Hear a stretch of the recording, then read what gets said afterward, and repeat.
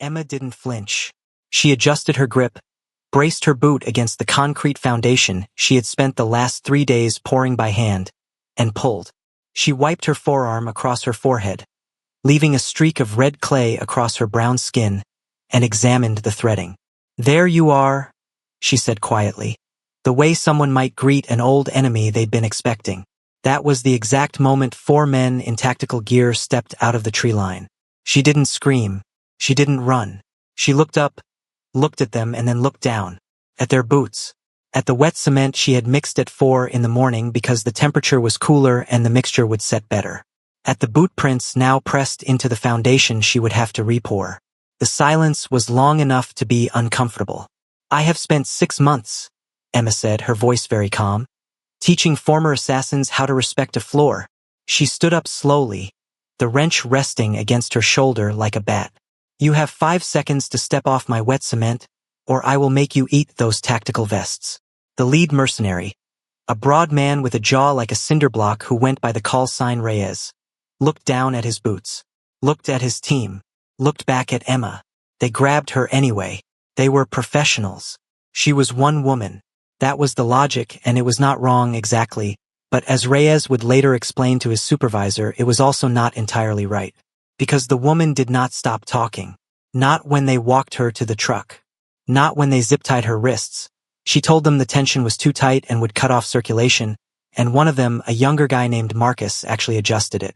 Not when they drove for 2 hours down roads that rattled every bone in a person's body.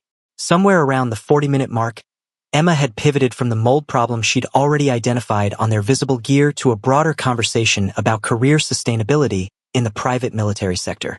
She wasn't panicking. She wasn't performing bravery. She was genuinely, methodically making conversation the way she did with everyone, from village elders to corrupted water inspectors to one very dangerous man who cleaned his espresso machine with a microfiber cloth. Marcus, who was 26 and had been doing this kind of work since he was 19, found himself explaining that he didn't really have a retirement plan. He'd never thought that far ahead. "That's actually really common in high-risk occupations," Emma said. "It's a psychological defense mechanism. Planning for the future implies you believe you have one. But here's the thing, you're young. Compound interest alone if you start now." "Can you please stop?" Reyes said from the front seat. "I'm just saying, a Roth IRA on even a modest contribution at his age, by the time he's 55. We kidnapped you. I'm aware. That doesn't mean Marcus shouldn't have a financial safety net. These aren't mutually exclusive concerns." There was silence for approximately 45 seconds. "What's a Roth IRA?" said the man everyone called Teeth, from the back row. Emma turned to face him, zip-tied wrists and red clay still on her face, and began to explain. "Now, before we go any further, if this story already has you, if you felt something watching a kidnapped woman use a wrench as a prop and immediately pivot to retirement planning, hit that like button right now, drop a comment telling me your first reaction to this opening, and subscribe, because this story only gets more unhinged and more beautiful from here. Every single comment gets read. Every one. Now let's go back 6 months, because to understand why Emma said what she said to that camera, and what Jiun Kong did the moment he saw it, you need to understand what these two people had already survived together. Emma Osei had not planned to become the housekeeper of Seoul's most feared criminal boss. She had planned to finish her master's degree in environmental policy, eat too much ramen, and go home with a diploma and some good memories. What she got instead was a job listing posted at 11:47 p.m. on a Tuesday on an expat job board. No photos, no employer description, just an address in the most expensive district in Seoul, a salary that made her sit up straight, and 3 words where a job description should have been: clean, quiet, discreet. She sent her resume at midnight. She was hired by noon the next day. She moved in by 7 p.m. She met Jiun Kong on her second morning, when he walked into the kitchen and found her reorganizing it. His first words to her were, "Who moved the coffee?" She told him she had, explained why, and held his gaze without difficulty, because she did not yet know who he was, and therefore had not yet been given the information that would have made most people look away. She stayed for months. She reorganized rooms, instituted a shoes-off policy, moved his coffee back every single time he moved it to the wrong cabinet, and eventually, on the night 12 men tracked mud across her freshly cleaned rug and someone put a glass directly onto her would surface without a coaster, she stood in the doorway in an oversized hoodie holding a mop and a 42-page contract, invoked Section 4 Clause B, and fired Jiun Kong from his own home. He picked up his jacket and left. That was how they met. Not through paperwork or nonprofit compliance. Through sticky notes on a cabinet door and a woman who had infinite patience and nowhere to be, and a man who had never once in his life been spoken to like the answer was already obvious and he simply hadn't caught up yet. She left 6 months before the kidnapping, taking with her a photograph of a river in Kenya and a water access project proposal that needed funding. Jiun transferred the full amount to the NGO account the same day she left, wrote no note, and went back to cleaning the espresso machine. That was the version of the story he kept to himself. The one he opened 4 times on his personal device in 6 months, just to look at the photograph of the river. That had been 6 months ago. The Seoul underworld had stabilized around Jihoon's quiet dominance, and it was that very quietness that was now attracting the wrong kind of attention. His name was Viper and he was 29 years old, which in this world was almost aggressively young. He wore ripped jackets because he thought it made him look dangerous and not, as it actually did, like someone who had watched too many music videos. His organization was loud, chaotic, always on the edge of collapse, and somehow that chaos had become his brand. The underworld understood ruthlessness. It understood brutality. What it did not understand, increasingly, was Jiun Kong calmly discussing conflict resolution over coffee that he had personally brewed. He cleans the machine himself, Viper said, dropping a surveillance photo on the table. Every morning, with a little cloth. His lieutenant, a man named Juan, looked at the photo. Maybe he just likes coffee. Nobody in our world makes their own coffee. You have people for that. Viper shook his head. He's gone soft, and soft men have pressure points. Find me his pressure point. Juan's team spent 11 days going through Jihoon's digital footprint, which was, for a man of his influence, impressively small. Almost nothing personal.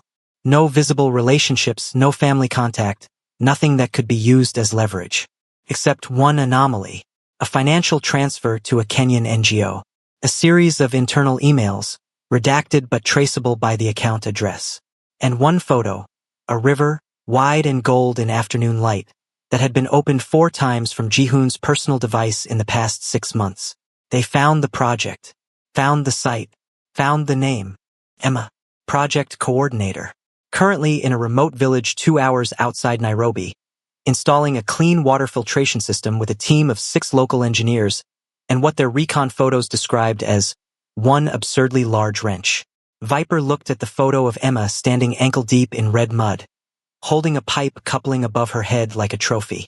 Her, he said. Bring her in. Juan looked at the photo for a moment. Something about the way she was standing gave him a mild, unspecific feeling of concern that he could not articulate. Quietly, Viper added. That was, as previously established, his first mistake. By the time the truck carrying Emma pulled through the gates of Viper's compound, a cluster of reinforced shipping containers on a flat stretch of land that Emma had already clocked as being in the wrong orientation relative to the prevailing wind, which was going to make the interior temperature unmanageable in the afternoon hours. She had secured commitments from Marcus and Teeth to look into retirement account options, identified the mold situation on the exterior ventilation seams, and estimated that the compound had approximately 8 to 11 months before the structural integrity of the northeast container wall became a genuine liability. Reyes opened the back of the truck. Emma stepped out, looked at the compound, looked at the sky, looked at Reyes.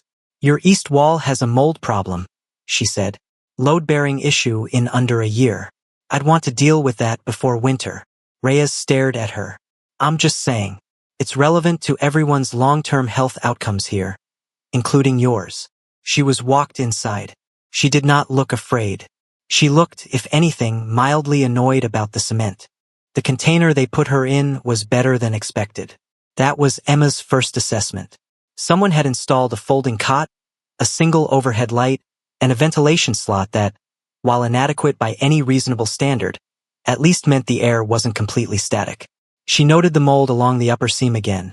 Same strain as outside, which told her the whole structure was compromised, not just one section. And then she sat down on the cot, held her still zip-tied wrists up toward the light, and examined the plastic. Standard restraint zip tie. The kind you could find in any hardware store. She'd used the same brand to secure pipe couplings when she ran low on clamps. She put her hands down and waited. Took 11 minutes. The door opened and a guard stepped in. Not Reyes, not Marcus. A new one, compact and watchful, who set a bottle of water on the floor without making eye contact.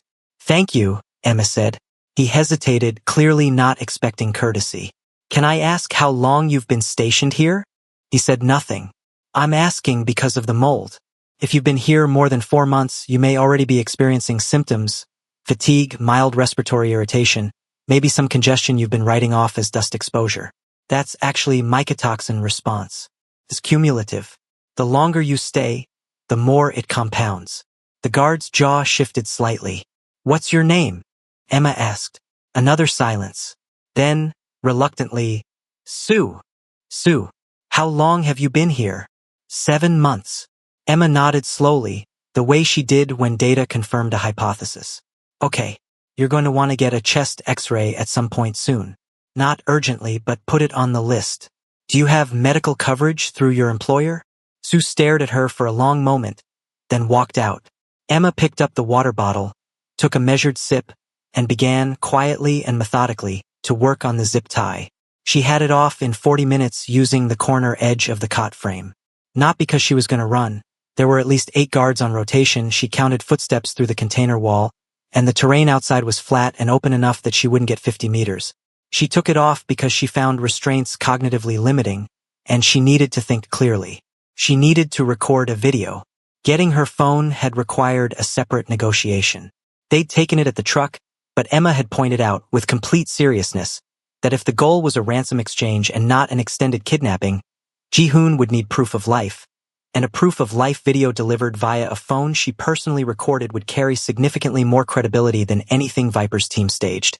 She'd laid out the logic calmly, cited 2 cases where amateur proof of life videos had been dismissed as fabrications and delayed payments by weeks, and watched Reyes's eyes move through the calculation. He gave her the phone back. Supervised, with the camera app locked to video-only mode, her own contacts blocked. She didn't need her contacts. She knew Jihoon's direct line by heart, not because she'd called it often, but because Emma memorized things by instinct, the way other people memorize the words to songs they'd heard 3 times. She sat down in front of the light, made sure her face was clearly visible, and pressed record. She did not perform distress. She looked directly into the camera because that was the only way Jihoon ever listened, when you looked directly at him, when you didn't let him redirect the conversation into logistics before you'd finished your actual point. "Jihoon, if you pay this ransom, I will fire you again." She paused, let that land. "Also, tell Park he left the stove on in the safe house. I can see it in the background of their TikTok. The pilot light's been flickering for weeks. He needs to call someone about that." She allowed herself the smallest possible softening of her voice. "I'm fine. The mold situation here is concerning but manageable." A pause. "Don't rush." She stopped the recording, looked at the screen for a moment, pressed it again. "Rush a little." She handed the phone back to Reyes through the door and returned to the cot. At 6:47 the following morning, Jihoon Kong was folding his microfiber cloth into exact quarters. The espresso machine was already clean. He did this in the same order every day. Backflush the group head, wipe the steam wand, clear the drip tray, fold the cloth. The ritual was not about the machine. The machine was simply where he put his attention when his mind needed to run somewhere else beneath the surface. During these 20 minutes, he could think through anything without the thinking showing on his face. His phone lit up. He looked at it. An incoming transfer notification from an unknown relay, the kind that required a second authentication, the kind that only came from one category of sender. He set the cloth down, dried his hands, and opened it. The video was 47 seconds long. He watched it once. Then he set the phone on the counter and stood completely still for a moment, looking at the espresso machine. Then he picked up the phone and called Park. Park answered on the second ring. "I saw it. The stove," Jihoon said. "Already sent Dae-young to handle it." A pause. "She looks calm." "She is calm. Should she be that calm?" Jihoon thought about the woman he'd watched reorganize a penthouse with the focused energy of someone defusing a device. The woman who had stood in a doorway with a mop and a contract and fired him from his own home without raising her voice once. The woman who had put a sticky note on a cabinet door that said, "I have infinite patience and nowhere to be," and had meant every single word of it. "Yes," he said. "She should be exactly that calm." And us? Jihoon looked at the clock. 6:52 a.m. Private aviation could be arranged by 9. Flight time was 7 hours, 40 minutes. Ground transport from Nairobi. We leave at 9, he said. Full team. No. Just us. He paused. 3. The silence on the line had a particular quality. Park had been with Jihoon for 10 years. He knew the difference between operational calm and something underneath it, something that ran hotter and steadier than strategy. He'd seen Jihoon move through every version of a difficult situation without breaking surface tension. He had never heard exactly this quality in his voice before. Just us, Park agreed. I'll brief Dae-young when he's back. Jihoon. Park hesitated. She said not to rush. I know what she said. She also said she'd fire you. Jihoon picked up the microfiber cloth again. Looked at it. Set it down. She doesn't work for me, he said. She hasn't for 6 months. Right? So the firing is a theoretical position. Right? We leave at 9. He ended the call. In the compound 2 hours outside Nairobi, Emma had by this point been moved to a larger container, an apparent upgrade after Sue had reported, to his own visible bewilderment, that the previous space was inadequate given the ventilation problem and that the hostage had pointed this out in a way that made it impossible to disagree with. The new space had 2 cots, a folding chair, and a small table that someone had sourced from what looked like a school. Emma appreciated the table. She had begun making notes on the back of a water bottle label, the only paper available, using a pen she had found in her jacket pocket. The notes were a structural assessment of the compound. Not because she was planning an escape in any tactical sense, but because identifying problems and mapping solutions was simply what her brain did when it had nothing else to occupy it. She worked through the mold, the orientation problem, the water supply, which appeared to run from a gravity-fed tank that hadn't been serviced in at least 18 months based on the color of the overflow marks on the exterior. She was deep in a calculation about water flow rates when Reyes opened the door and told her that Viper wanted to meet her. Emma capped her pen, stood up, straightened her jacket, which was still dusty from the sight. Does he have coffee? She asked. Reyes blinked. What? I haven't had coffee since yesterday morning. If he wants a functional conversation, I'd recommend starting with coffee. Low blood sugar affects my conflict resolution capacity, and I assume he wants this to go well. There was a pause. I'll see what we have, Reyes said. There was instant coffee. It was terrible. Emma drank it without complaint, sat down across from a young man in a ripped jacket who was clearly performing a version of Dangerous that he'd curated carefully, and looked at him with the same direct, undivided attention she gave to everyone. You're not afraid of me, Viper said. It wasn't a question. I'm mildly concerned about the mold situation, Emma said, which is a different kind of fear, more long-term. Viper stared at her. Why don't you tell me what you actually want? Emma said. Not the ransom, the real thing. What are you trying to prove? And to whom? The silence that followed was the kind that happened when someone asked the right question at the wrong time, or possibly the right time, depending on which side of it you were standing on. Viper's jaw tightened. His hands, resting on the table, were not quite still. Emma waited. She was extremely good at waiting. Viper's real name was Shin Jae-won. Emma didn't know that yet, but she would, because Emma had a particular skill for creating the conditions under which people told her things they had not planned to say. It wasn't manipulation, it was something closer to the opposite. She simply paid complete attention, and complete attention, in a world where almost no one received it, functioned like a solvent. It dissolved things people had spent years keeping sealed.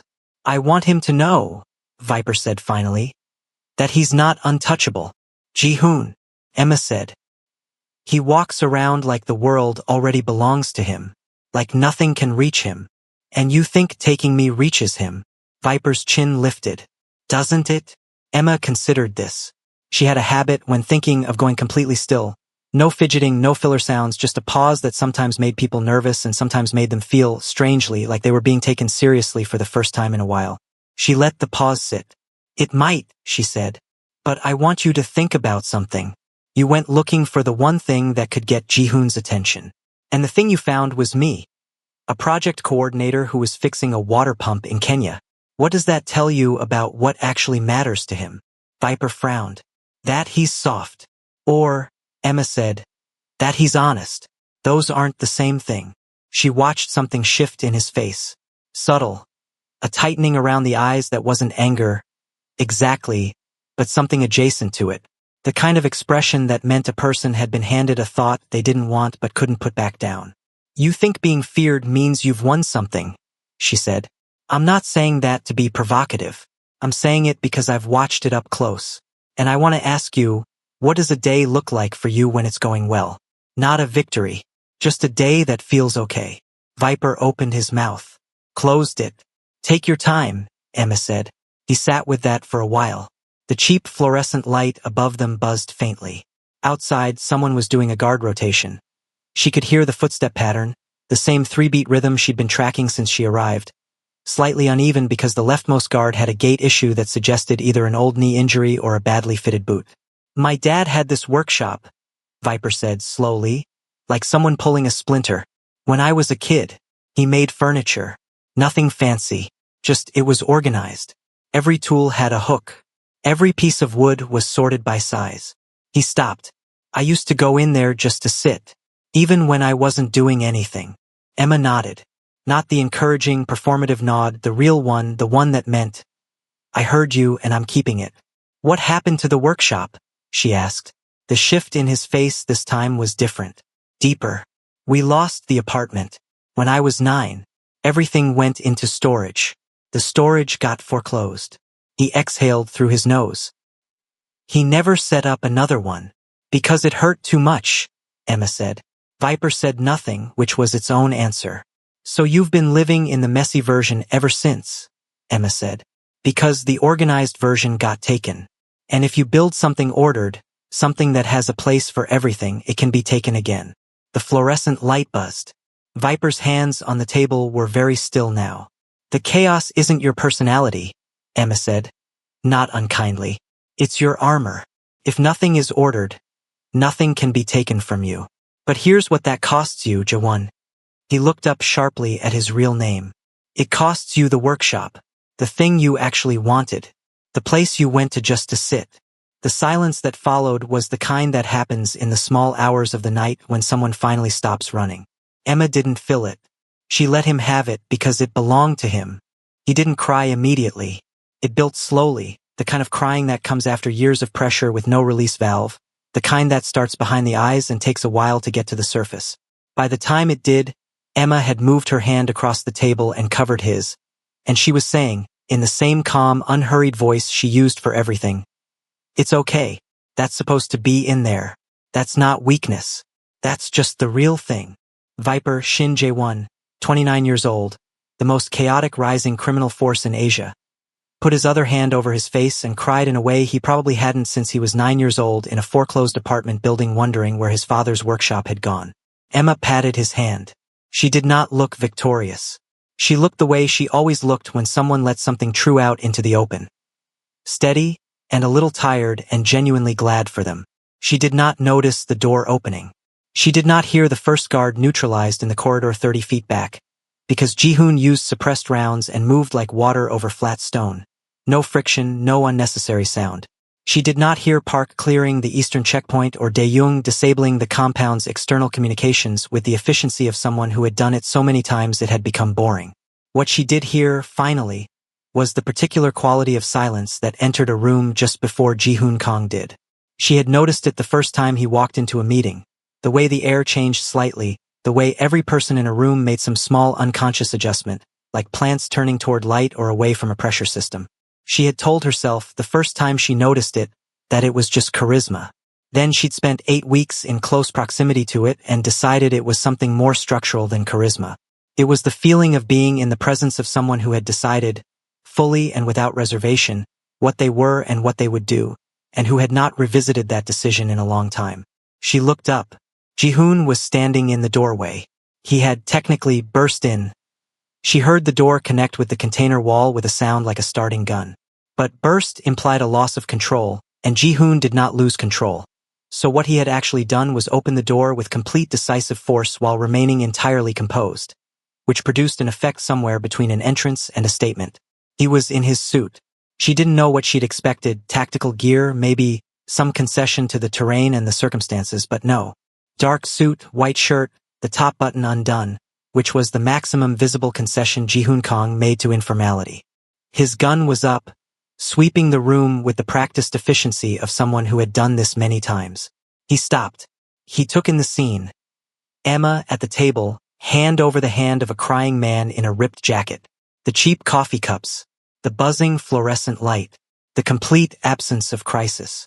Slowly, Jiun lowered the gun. Behind him, Park appeared in the doorframe, took in the same scene, and had the grace to keep his expression almost entirely neutral. Almost. Jiun looked at Emma. Emma looked at Jiun. "You came," she said. It wasn't surprise exactly. It was something quieter, the confirmation of something she had not let herself fully believe until this moment. "You said to rush a little," he said. "I said don't rush and then rush a little. Those are different instructions. I processed them in order of importance." Park, in the doorway, looked at the ceiling briefly. Viper, still at the table, hand now released, in the middle of an emotional experience he had not signed up for when he ordered the kidnapping, became aware that Jiun Kong was now in the room and that the gun, while lowered, was still in his hand. What remained of his composure left with some speed. Jiun looked at him. Not the way someone looks at a threat. The way someone looks at an inconvenience they have decided not to spend energy on. He walked to the table, moved Viper's chair to the side with one deliberate push of his foot. Not violent, just conclusive, and reached down. Emma stood. Jiun pulled her up by both arms and did not let go. The hug was not elegant. It was the opposite of everything Jiun Kong presented to the world. It was immediate and total, both arms, no space between them, his face against her hair. Emma felt the exhale move through him like something leaving a room. She let him have it. For a long moment, she just let him have it. Then she pulled back, looked up, and the corner of her mouth moved. "You're late for your shift," she said. Jiun looked down at her. Something moved across his face. Not quite a smile, not quite the opposite. Something that lived in the territory between relief and all the things he hadn't said in 6 months. "You're not on a shift," he said. "You were kidnapped. I'm aware. I had it mostly handled. You were tied to a chair. I was tied to a chair for about 40 minutes. After that, I took the zip tie off and started working on the compound assessment." Jiun stared at her. "The east wall has a serious mold situation," Emma said. "Load-bearing risk within the year. I already mentioned it to Reyes, but I don't think he wrote it down." From the doorway, Park said, very carefully, "Should I take the asset?" He gestured vaguely at Viper, who was sitting in the relocated chair with the slightly unfocused expression of someone who had just processed a decade's worth of suppressed emotion in 3 hours and was not entirely sure what time zone they were in. Jiun looked at Viper. For a long moment he simply looked at him. This young man who had decided the best way to announce himself to the world was to reach into the one small, unguarded place Jiun had allowed to exist. The calculation behind Jihoon's eyes was visible in the way that arithmetic is visible when someone is doing it slowly and with precision. Then he looked back at Emma. "What do you want to do with him?" he asked. It was such a surprising sentence that Park actually took a small step forward to make sure he'd heard it correctly. Jiun Kong did not ask that question. Jiun Kong assessed situations and made decisions, and the decisions were, by general consensus, the correct ones. He did not outsource the question. Emma looked at Viper. Viper looked back at her with the expression of a man who was aware that his immediate future was being decided and who had, somewhere in the last 3 hours, lost his appetite for chaos. "He's not going to be a problem anymore," Emma said. "Not as a hope, as a statement." Viper said nothing, which was, in context, agreement. "He needs to find a workshop," Emma added, and Jihoon did not ask what this meant. Because Jihoon did not ask questions he calculated he would understand eventually. He simply filed it. "Leave him," Jihoon said to Park. Park processed this. "And the organization?" "He understands the situation." Jihoon said this to Park, but his eyes moved briefly to Viper, and the look communicated, without any words, a complete set of information about what happened to people who failed to understand their situations correctly the second time. Viper gave a small nod. It was the nod of someone who had genuinely recalibrated and was grateful for the opportunity to do so, which was not a response Jihoon typically generated in rivals. Emma had done that, in 3 hours, with a cup of terrible instant coffee and the full weight of her attention.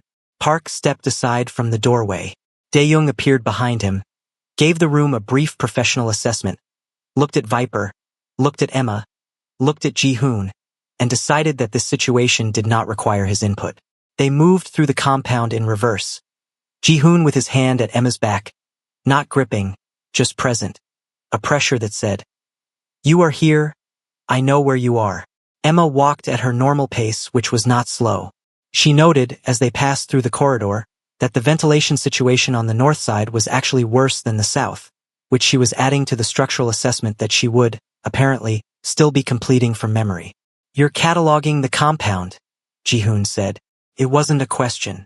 The people who work here have long-term health exposure risks. Someone should document it. You were just kidnapped. And now I'm being unkidnapped. I can do both." Outside, the night air was flat and warm and smelled like dry grass and red clay. The sky overhead was the kind of sky that only exists far from city light. Fully occupied, stars pressing down close, the Milky Way a visible smear across the center of it. Emma stopped for just a moment and looked up. Jiun stopped with her.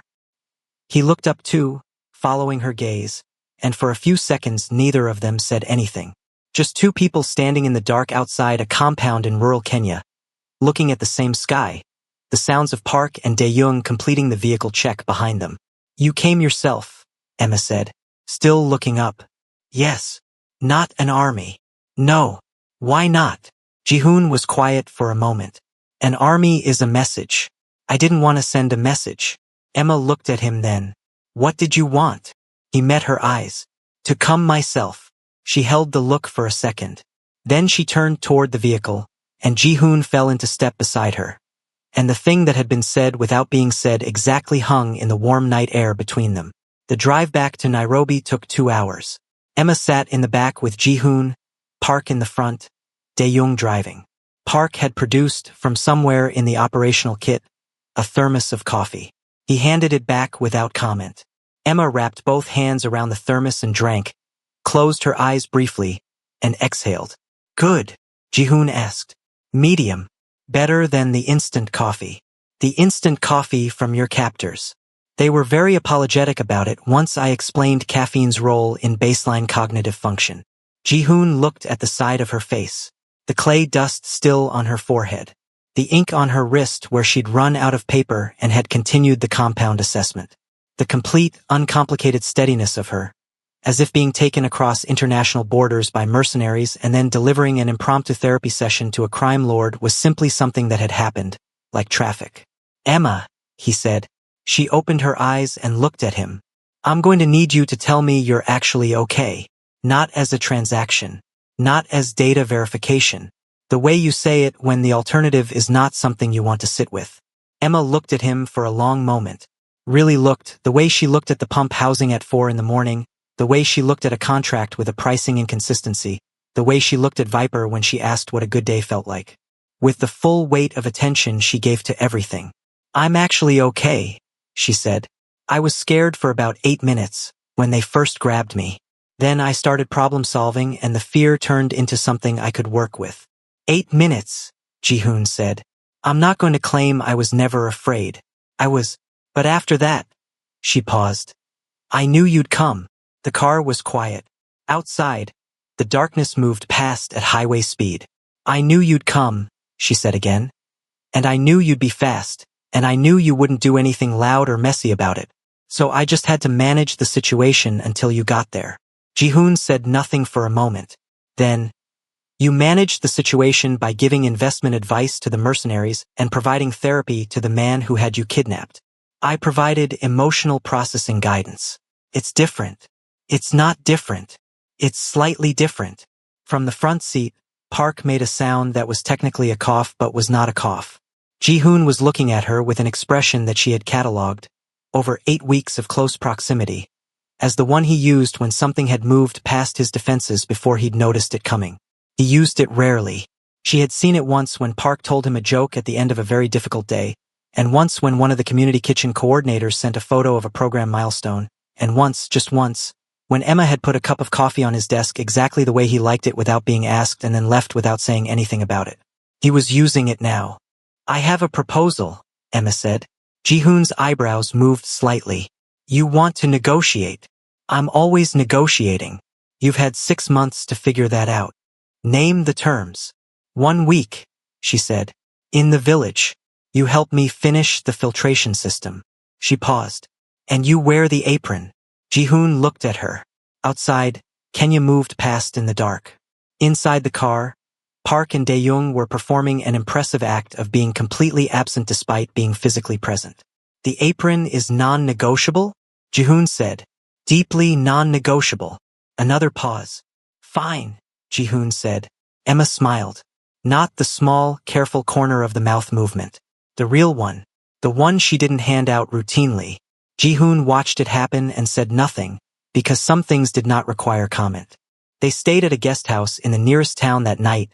3 small rooms, clean but minimal. A shared courtyard with a mango tree in the center. Emma slept immediately and completely, with the total physical confidence of someone who had never allowed exhaustion to be theatrical. Jihoon did not sleep for several hours. He sat in the courtyard under the mango tree and looked at his phone. He had 17 messages from lieutenants, 2 from lawyers, 1 from the building manager of his Seoul office regarding a HVAC issue, and 1 notification from the property management system flagging that the stove in the safe house had been properly repaired and tested. He opened the safe house notification. Read it. Thought, briefly and precisely, about the woman who had identified a stove problem from the background of a kidnapper's TikTok while sitting zip-tied in a shipping container, and had included it as an actionable item in a hostage video. He closed all the messages without responding to any of them and looked at the mango tree instead. Park came out of his room at some point. Still in his suit jacket, Park had the relationship with formal clothing that other people had with pajamas, and sat in the second chair without invitation or explanation. They sat like that for a while, the way people who have worked together for a decade sometimes can, in a silence that was not empty. She said she knew you'd come, Park said eventually. Jihoon didn't respond. That's trust, Park said, not making a point, stating a fact the way you'd state that the sun was going to come up. I know what it is, Jihoon said. Do you know what to do with it? Jihoon was quiet for a long moment. A nightbird made a sound somewhere in the tree. I know what I want to do with it, he said. Park accepted this. The week here. The apron. Yes. You understand the apron is going to circulate. Among the men. The men can find new employment if the apron becomes an issue. Park nodded slowly. Fair. They sat for another stretch of quiet. She fixed him, Jihoon said. Viper. In 3 hours. Fixed is maybe strong. She gave him something to work with. Something real. Jihoon looked at the middle distance, where the courtyard wall met the night sky. She does that. She just does that. And she doesn't make it look like anything. She doesn't make you feel small for needing it. Park looked at him, carefully. I know, he said. I've noticed. Jihoon glanced over. For 6 months, Park said. I've noticed. He stood up, straightened his jacket, and went back to his room without further elaboration, which was, Jihoon thought, the most disciplined form of communication Park had ever deployed. Jihoon sat under the mango tree until the sky began to lighten at the edges, then went to sleep for 4 hours and woke up ready. The village was an hour's drive from the guest house, on a road that had good intentions and poor execution. Emma sat in the front seat and narrated the landscape with the enthusiasm of someone who had been working in it for 6 months, and had developed a personal relationship with it. That cluster of acacia trees marked the boundary of the Muriathi family's land. That water tower in the distance was the one that still used a manual pump system she was hoping to upgrade in the next phase. That school with the yellow walls had the best chai she'd found in the region, available from a woman named Mrs. Kamau who sold it from a blue thermos on weekday mornings. Jihoon listened. He asked one question. The second phase. When does it start? Emma looked over at him. Funding dependent. The first filtration system, once it's running, should demonstrate the model well enough to attract the next grant cycle. How much is the gap? She named a number. Not a large one, not by the scale Jihoon operated on. A manageable number. Jihoon was quiet. Then, send me the grant documentation. I'll review it. Emma looked at him for a long moment. You'd need to go through a proper channel. My NGO has compliance requirements. I can use a proper channel. Jihoon. I've used proper channels before. You have also, on at least 2 occasions that I'm aware of, restructured the channel to fit your needs. That's just efficiency. Emma turned back to the road. She was smiling. She didn't try to stop it. Fine. I'll send you the documentation. When they arrived at the project site, Emma's team, 6 local engineers and 1 absolutely unflappable project lead named Joseph, who had been coordinating the build for 11 months and treated all developments with equanimity, came out to meet them. There was a moment where the team looked at the 3 men in suits standing next to their vehicle in a dusty Kenyan village at 8 in the morning and calibrated. Joseph looked at Emma. Friends, he said. Consultants, Emma said. Temporary labor. They're helping with the filtration build. Joseph looked at Jiun specifically, taking in the suit, the quality of the shoes, the absolute stillness of someone who was used to every room being arranged around their presence. Can he carry pipe? Joseph asked Emma. He can carry anything, Emma said. He does not know this about himself yet, but he will by Friday. Jiun, for the record, had not been spoken about in the third person while present since he was approximately 8 years old, and he was not certain how to respond to it, which Emma had anticipated, which was why she'd done it. The apron appeared at 9 a.m. It was a standard canvas work apron, the kind used for heavy construction tasks. It had the NGO's logo on the chest. Emma held it out. Jiun looked at it. Non-negotiable, Emma said. Jiun took the apron, put it on, tied it at the back, and turned around. Park looked at him. Dae-young looked at the middle distance with profound effort. Emma looked at Jiun in the apron over the suit and something warm moved across her face. Perfect, she said. Then she handed him a section of pipe and walked toward the excavation site, and Jiun Kong, owner of the most efficiently run criminal organization in Seoul, the man the underworld thought had gone soft because he cleaned his own espresso machine, followed her carrying the pipe because that was the work. The days that followed were something none of them had a category for. Jiun worked. Not the kind of working he was built for, not strategy and negotiation and the precise management of competing forces, but physical, actual labor. Trenches. Pipe connections. Concrete. The sun at this latitude was direct and uninterested in exception, and by the second afternoon his jacket was long gone. His sleeves were rolled past the elbow, and there was red clay on his hands in a way that no amount of immediate cleaning was going to address. He didn't seem to mind. Emma noticed this, the absence of resistance in him. She had expected, at minimum, a learning curve. Some friction between who Jiun Kong was and what carrying a 40-pound water pipe required of him. Instead, there was something almost like absorption. He watched Joseph for 20 minutes, asked 2 specific questions about the pipe coupling technique, and then did it correctly every time after that with the focused efficiency of someone who had decided to be competent at the new thing and was following through. You're good at this, Joseph told him on day 2 with some surprise. Jiun considered this. The principles are similar, he said. Joseph looked at him. To what? To anything. Identify the system. Find the inefficiencies. Fix them in order of structural importance. Joseph was quiet for a moment. Ha, he said. And then he handed Jiun a measuring tape and went to find Park, who had spent the morning organizing the materials storage area with a thoroughness that had made 2 of the local team members stop and watch in silent admiration. Park had discovered the school on the first evening. He had gone to return a borrowed tool to the principal and had come back an hour later with a volunteer schedule he'd negotiated in English and 3 hand gestures. He was now spending his mornings teaching the children how to make hospital corners on their cots, an activity that served no obvious practical purpose but that Park performed with the seriousness of someone conveying essential life knowledge, and that the children participated in with matching gravity. Dae-young fixed things. Anything that was broken, he fixed, and when there was nothing broken he identified things that were on their way to being broken and addressed those too. By day 3, he was regarded by the village maintenance team as something approaching mythological. Emma watched all of this. She did not comment on it. She just let it be what it was. In the evenings, after the work was done and the team had eaten, she and Jiun sat by the river.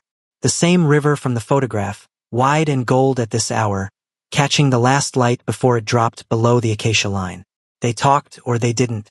Both were easy with it in a way that neither of them had expected. On the 3rd evening, Jiun said, "Tell me about the first day you were here." Emma looked at the water. "I arrived at the beginning of the dry season. The main well had already been dry for 3 weeks. The children were walking 4 kilometers twice a day to the next functioning source. She paused. I sat here that first evening and I thought, this is solvable. It's just physics. Water moves from here to there if you build the right path. She glanced at him. Most things are like that when you look at them correctly. Jiun looked at the river. Most things, he said. Most things, she confirmed. Not everything. The light changed. The water went from gold to copper to something darker. Emma, he said. She turned to look at him. I'm not going back to the same thing, he said. It was not an announcement. It was a fact he was stating out loud for the first time, to the only person he'd calculated could receive it correctly. Emma held his eyes. I know, she said. I've known since you put the apron on without arguing. On the 5th day, they ran the water. It was not dramatic in the way that the movies made it look. No single moment of explosion, no gushing climax. It was a slow, methodical increase in pressure through the filtration system, checked at each coupling by Joseph and Emma and 2 engineers named Peter and Faith, with Jiun on the main valve and Dae-young watching the pressure gauge with the fixed attention of someone who had been told exactly what number to call out. 70, Dae-young said. Hold, Emma said. Silence. The pipe system ticked and settled. 80. Hold. Another pause. Then Joseph nodded at Emma, and Emma looked at Jiun, and Jiun turned the valve the rest of the way. The water came through the outlet pipe in a steady, clean, absolutely unremarkable flow. It ran into the collection basin they'd poured on day 2. It ran clear. Faith checked the output with a test strip, held it up, looked at it, and said something in Kikuyu that Emma had learned was an expression of uncomplicated gratitude. The team was quiet for a moment. Then Peter laughed, a surprised, full sound, and Joseph put his hand briefly on Emma's shoulder, and the children who had gathered at the perimeter of the site broke into noise all at once. Emma didn't cry. She stood at the edge of the collection basin and watched the water run, and her face had the expression she got when something that was supposed to work actually worked. Not triumph, just rightness. This was where the thing was supposed to arrive, and it had arrived, and that was enough. Jiun stood beside her. He was still in the work clothes, the jacket still gone, sleeves still rolled, the apron over everything. His hands were rough in a way they hadn't been 6 days ago. He was watching the water too. Worth it, Emma said. Yes, Jiun said. She glanced over at him. He was already looking at her. Later, when the celebration had run its course and the team had gone home and the evening was setting in, Emma made coffee. She had a small camp stove and a pour-over kit that she'd brought from the guest house, and she made it the way she'd watched Jiun make it once. Measuring carefully, temperature of the water calibrated by feel and timing, a slow pour in concentric circles. She handed him the cup. He took it, looked at her. Upper left cabinet? He asked. The reference so small it could have meant nothing. Except it meant the specific cabinet in the specific room in the specific building where they had spent 8 weeks developing the habit of knowing exactly where things were kept. It meant, is this still the version of us where everything has an assigned place and the rules are already written? Emma looked at him. No, she said. She sat down beside him, close enough that their shoulders were touching, and leaned her head against him. This is a new house. She looked at the river. We can put the coffee wherever we want. The sentence held for a moment in the air over the water. Jiun took out his phone. He navigated to his documents folder, found the file house_rules_final_v7.pdf, last modified 14 months ago, 23 pages, every contingency, every protocol, every assigned place for every possible thing. He looked at it. Then he deleted it. He put the phone back in his pocket, picked up the coffee, looked at the river, then at Emma, then at the river again. Joseph's team will need someone to supervise the Phase 2 documentation, he said. Emma smiled against his shoulder. You reviewed the grant materials. Last night. The gap is manageable. I've identified a channel. A proper channel. A proper channel. She was quiet for a moment. You'd have to come back, she said, to consult on the implementation. That seems likely. And you'd have to wear the apron. The apron is apparently my professional uniform now. She laughed. Not a polite laugh, the real one, the same one she'd given exactly twice in 8 weeks and that Jiun had, at the time, filed away with the specific care you give to things that are rare and worth keeping. He'd thought about it, in the 6 months since she'd left, more times than he would have admitted to anyone, including himself. Sounded the same. That was something he hadn't been sure of, whether the things he remembered accurately were the things as they'd been, or things his memory had reassembled into what it wanted. The laugh was the same. The quality of her attention was the same. The way she made him feel like the things he'd never said out loud were somehow already heard. That was the same too. Emma, he said. Jiun, she said. I want to be clear, he said, in the tone he used when he was being precise about something that mattered, about what this is. She lifted her head and looked at him. You're not a consultant, he said. I am though. Professionally. Professionally. Yes. He met her eyes. But that's not the category I'm working in right now. Emma looked at him for a long moment. Then she said very simply, I know. You've known. For a while. How long? She considered this. The day I left your office. You didn't say anything when I handed in the notice. You just looked at the proposal on your desk for about 40 seconds, and then you said thank you in a voice that meant something else entirely. I knew then. Jiun absorbed this. I transferred the funding the same day. I know. The notification came through while I was on the flight. She looked back at the river. I sat with it for a while. And I decided I needed to finish building the water system first. A pause. Some things need to be in order before you can. She gestured. A small arc of her hand that encompassed the river, the village, them. Before you can build the next thing on a solid foundation. Jiun thought about this. Then he said, that's very structural of you. I do structural, Emma said. I know, he said. It's one of the things. One of the things, she said, and her voice was warm.